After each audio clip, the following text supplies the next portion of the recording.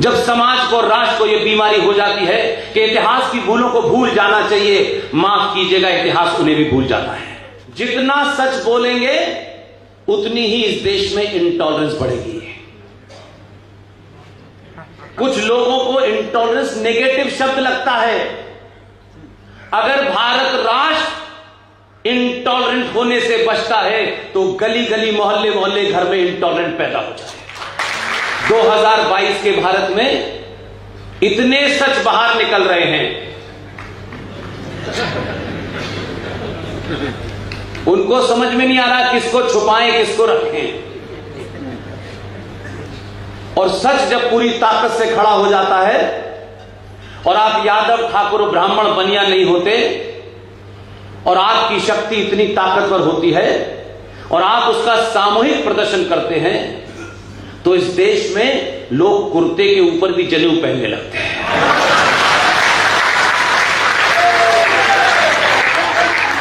आपने किसी से रिवॉल्वर रख के नहीं कहा कि जनेऊ पहनो, आपने किसी को गाली नहीं दी, आपने अपना जनेऊ ठीक कर लिया। इसलिए लोगों की समझ में आ गया कि जनेऊ जिसने नहीं पहना वो दिल्ली में नहीं पहुंचेगा। इस शक्ति को पहचानिए। यह हमारी कायरता है, यह हमारी लालच है कि हम तमाम सारे समाज के लोग असली पुरुषार्थियों को और बहादुरों को अपना हीरो नहीं बनाते हैं। इसलिए हमारे देश में भगवान राम को गाली देना, माता सीता के बारे में अशब्द कर देना आसान बात है। लेकिन एक साहब इतने महान हैं, बिना हमारी सहमति के हमारे पिताजी हैं। हमें मालूम ही नहीं है कब हमारे पिता बने, और उनके बारे में अगर कुछ कह दोगे तो जेल हो जाएगी। इसलिए सच बात को बोलिए भाई। हम उस सनातनी समाज के लोग हैं जहां हर छोटी छोटी बात पर शास्त्रार्थ होता था। जिसकी बात सही होती थी, उसकी जाति क्या है, उसका स्टेटस क्या है, यह तय नहीं होता था। वो समाज आज महात्मा गांधी पर टिप्पणी करने में वो लोग जेल जाते हैं और मां सीता, भगवान राम और लक्ष्मण के ऊपर दिल्ली विश्वविद्यालय में, जहां बड़े प्रबुद्ध लोग हैं, बड़े राष्ट्रवादी लोग हैं, हजारों संगठन हैं, इसी दिल्ली विश्वविद्यालय के बीए पास वन के कोर्स में जे रामानुजम की एक किताब पढ़ाई गई और उस जे रामानुजम की किताब में एक चैप्टर था 10 साल तक। क्या उस बीए पास वन के कोर्स में बच्चों में कोई सनातनी हिंदू परिवार के बच्चे नहीं थे? किसी राष्ट्रवादी का बच्चा नहीं पढ़ रहा था क्या? लेकिन हमें यह बता दिया गया है, अपना काम से काम रखो, तुम्हें इसमें क्यों पढ़ना है? इधर झगड़ा हो रहा है तो उधर चले जाओ, उधर झगड़ा हो रहा है तो उधर चले जाओ। अब सब रास्ते बंद हो गए हैं। इसलिए किसी बच्चे ने 10 साल में यह सवाल नहीं उठाया कि जे रामानुजन की किताब बीए पास वन के कोर्स में पढ़ाई जा रही है और उसमें पढ़ाया जा रहा है मां सीता का जन्म रावण की छींक से पैदा हुआ।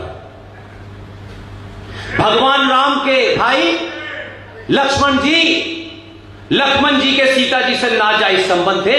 ये 10 साल तक दिल्ली विश्वविद्यालय में पढ़ाया गया। कहां थे हम? शेम कहने वाले कहां थे? शेम कहने से बात समाप्त हो जाती तो फिर ये दिन नहीं होता भाई।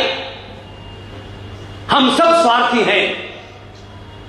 हम ये काम नहीं करेंगे क्योंकि इस काम के बनने से तो कुछ पद मिलना नहीं है। इससे हमें क्या फायदा होगा?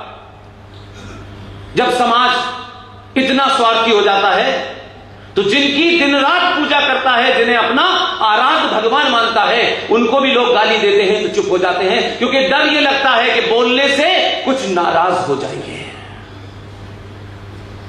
हम कहां हैं? हम किससे शिकायत करेंगे भाई?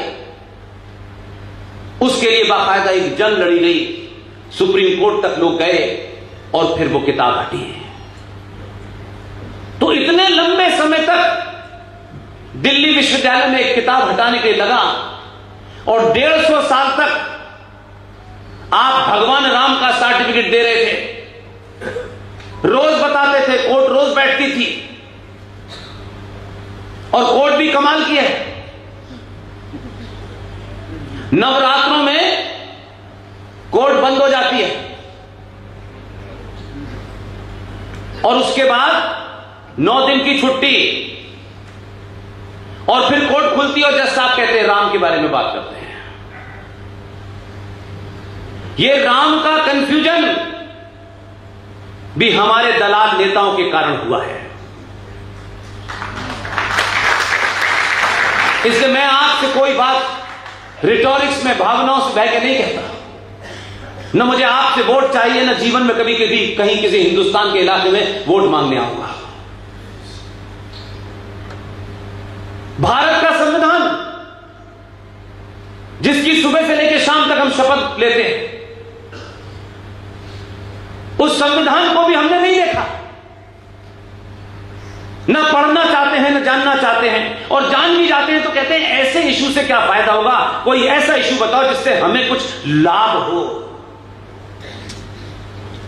जो समाज व्यक्तिगत लाभों में पड़ जाता है और यह बीमारी कहने लगता है कि भाई जो इतिहास में हुआ है उसे भूल जाओ, क्योंकि हमें आज मजा लेने दो सत्ता का, इसलिए ऐसे मुद्दे मत उठाओ। जब समाज को, राष्ट्र को यह बीमारी हो जाती है कि इतिहास की भूलों को भूल जाना चाहिए, माफ कीजिएगा, इतिहास उन्हें भी भूल जाता है।